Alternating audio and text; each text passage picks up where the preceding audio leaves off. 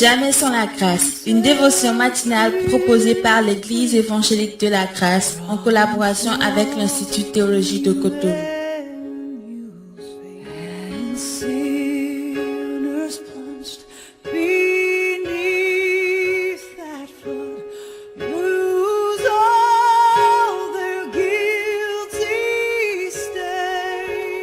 Bonjour chers amis, chers internautes, nouvelle journée et bienvenue dans cette nouvelle dévotion. Ce matin, j'ai le privilège aussi de vous annoncer que la dévotion de ce matin, c'est un enregistrement parce que le Seigneur nous a fait grâce et nous sommes partis depuis hier soir pour une tournée missionnaire en Europe. Et voilà, peut-être ce matin, lorsque vous êtes en train de nous écouter, on est en Belgique. Et le soir, nous serions en France pour une conférence missionnaire. Merci de nous garder aussi en prière. Et après, nous ferons un tour en Pologne. Et nous allons vous donner aussi des informations au fur et à mesure que nous continuons. Et peut-être que vous êtes intéressé à nous rencontrer, vous êtes dans ces contrées, vous voulez discuter avec nous. Il n'y a pas de problème. Contactez-nous toujours sur notre numéro WhatsApp 00229 94 75 80 20 et que le Seigneur vous bénisse. Amen.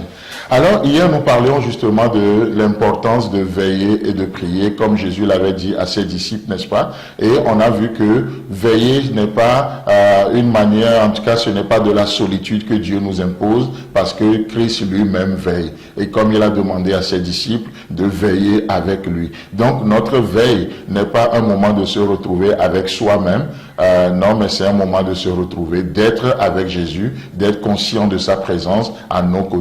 Et ce matin, j'aimerais, et dans les jours à venir, me servir d'une histoire pour illustrer pourquoi c'est important que nous veillons. Rappelons-vous, nous veillons pourquoi? Parce que nous avons un adversaire qui rôde, cherchant qui dévorer. Et je vous propose un test dans 1 Roi chapitre 3, à partir du verset 16, où il est écrit: Alors 2 femmes prostituées vinrent chez le roi et se présentèrent devant lui.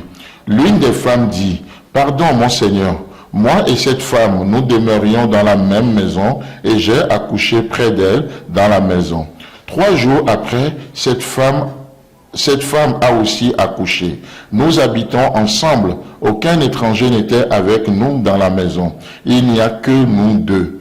Le fils de cette femme est mort pendant la nuit parce qu'elle s'était couchée sur lui. Elle s'est levée au milieu de la nuit. Elle a pris mon fils à mes côtés, tandis que ta servante dormait, et elle l'a couché dans son sein. Et son fils qui était mort, elle l'a couché dans mon sein. Amen. Une histoire très intéressante, mais une histoire qui relève un grand problème ici. Et comme je le disais, pour étayer l'importance de veiller avec notre Seigneur Jésus. C'est l'histoire de 2 femmes prostituées. Alors, je ne veux pas trop m'attarder sur ce côté-là ce matin, mais on voit que ces 2 femmes ont reçu, malgré leurs conditions, malgré leur état de prostituées, ces 2 femmes ont reçu de la main de Dieu quelque chose. Elles ont reçu un enfant de Dieu. N'est-ce pas une bénédiction de l'Éternel? C'est ce que la parole de Dieu nous dit. Dans Psaume 127, le verset 3, la Bible nous dit: Voici, les fils sont un héritage de l'Éternel. Les fruits des entrailles est une récompense. Amen. Donc nous voyons par là que, oui, les enfants, c'est une bénédiction de l'Éternel. Peu importe la condition, l'état de ces femmes, Dieu leur a fait un don. Un don, chacune a reçu un enfant. Mais les 2 femmes sont prostituées, Dieu ne fait acception de personne, il donne un enfant à ces femmes, et qu'est-ce qui va se passer? Les femmes auront les mêmes problèmes aussi. La première s'est couchée, elle s'est endormie, et elle s'est couchée sur son enfant. Malheureusement, par sa faute, elle a étouffé, elle a détruit elle-même, par sa faute, par sa propre main, la bénédiction que Dieu lui a donnée. Dommage. Mais la deuxième femme va prouver qu'elle n'est pas meilleure que la première. Elle raconte l'histoire au roi Salomon, et qu'est-ce qu'elle dit? Pendant que ta servante dormait, elle a aussi un problème de sommeil. Pendant qu'elle dormait, l'autre femme s'est levée, elle a échangé les enfants. Donc dans un cas, la bénédiction a été étouffée parce que la femme dormait. Dans l'autre cas, la bénédiction a été volée parce que la deuxième femme dormait.